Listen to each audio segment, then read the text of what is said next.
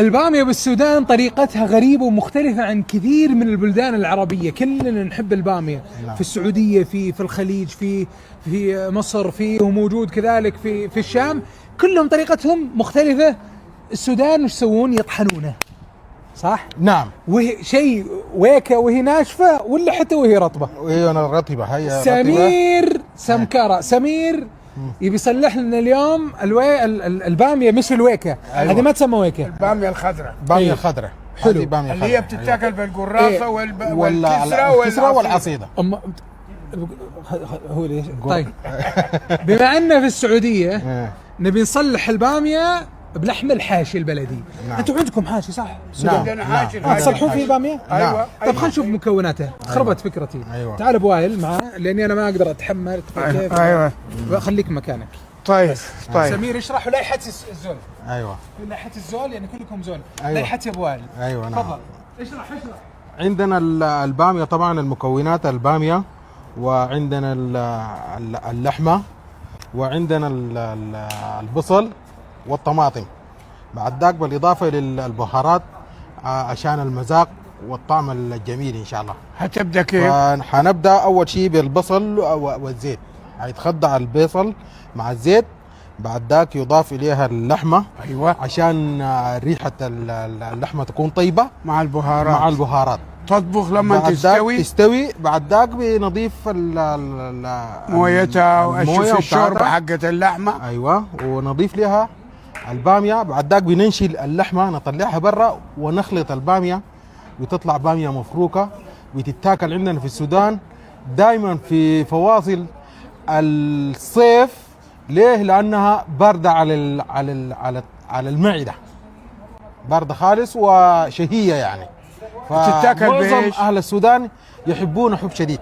بياكلوها بايش؟ وياكلوها على حسب الشيء الموجود. عندك القراصة، ايوه، ده عندنا في الشمال، وعندك العصيدة دي عندنا في غرب السودان ووسط السودان، وعندك الكسرة والرهيفة دي وسط السودان. حتى لحدود الحبشة عبارة عن سيلكشن من القبائل، من التخالط بتاع الناس وكده. فدي ثقافات. في طبخات اسمها كول.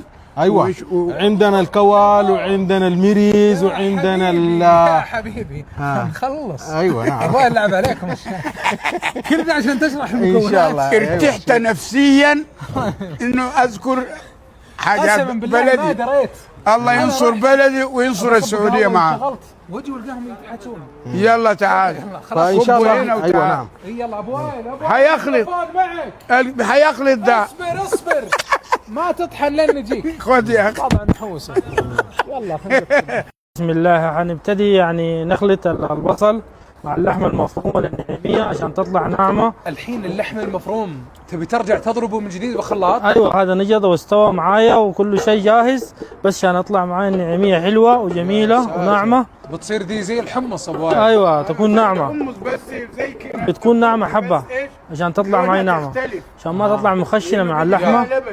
بتيجي فيها اللبن وبيجي فيها الزبده الفول السوداني. خلاص هو اللي يطبخ يا ابن حلال مو بنت. وهسه كده خلاص هذه لحمتنا والبصل خلطناهم بالخلاط، والحين شنو نكبهم نحطهم على النار ثاني من جديد، نولع عليهم النار، نخليهم حبه كده يتسبكوا، ونديهم الزبده الفول السوداني، ونديهم اللبن ونديهم الويكه الناشفه السودانيه.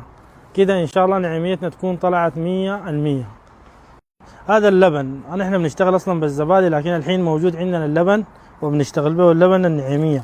بنكب عندنا اللبن، هذا اللبن، وتاني عندنا ما شاء الله زبدة الفول السوداني الجميلة، هذه نخدها على الخلاط.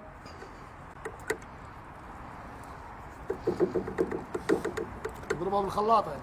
ايوه بنضربها بالخلاطة وتطلع ما شاء الله ان شاء الله جميلة وناعمة وكل شيء.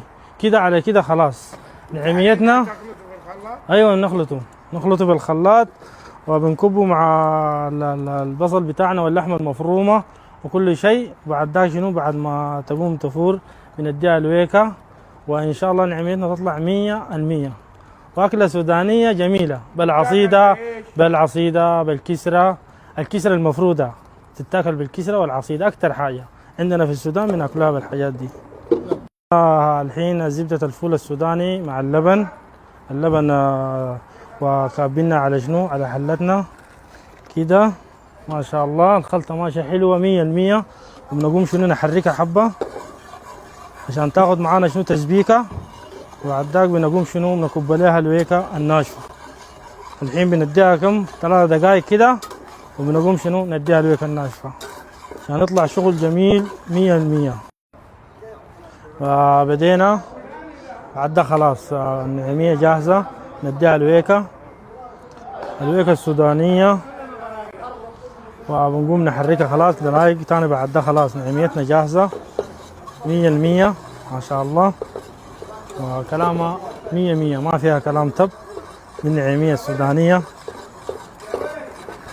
عندنا إضافة بسيطة لها، هذا الثوم مهروس عشان يدي الطعم.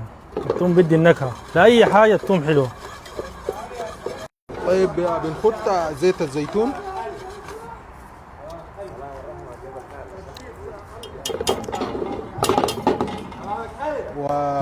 بالإضافة إلى البصل.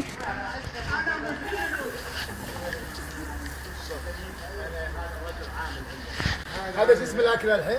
هذه بامية مفروكة، وبامية يعني طيبة شديد وباردة على المعدة وجميلة في المذاق، وبنستخدمها في السودان كثير يعني. والمرحلة الثانية بنضيف اللحمة على البصلة وبتاخد تخديعة مع البصل عشان النكهة والطعم يكون أجمل. وترى البصل مع اللحمة يعطي اللحم مذاق جميل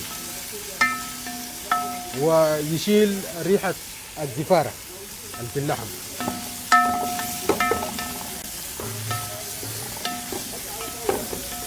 إن شاء الله الليلة موعدين مع طعم جميل بجد يعني.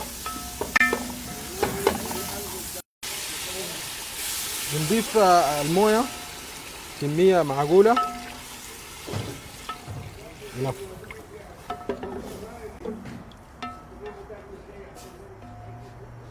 صدمه على النار زين، طلع الزفر اللي فيه، طلع كل شيء فيه. بعدين بس شوي كذا الصدمه، بعدها كذا ها تشويح لين تغير بس لونها شوي، مفتته سريع. شوف شلون قلب اللون بسرعة. بعد ما اعطيناه صدمة الحين بعطيه بصل. هلا بصل ورا بصل قبل؟ لا، اعطيته صدمة للحم المفروم عشان تصير حبات. ايوه. بعدين اعطيه بصل، خليه شوي يتشوح يطلع مويه البصل، وبعدها عاد الثوم اديله. ترى الحشوه هذه ما فيها شيء زياده. ثوم، فلفل اسود مطحون، ملح، قلتها لهم اصرار. قول لي انا اصرار حايل. لا ما قلتها لهم، تصدق للحين.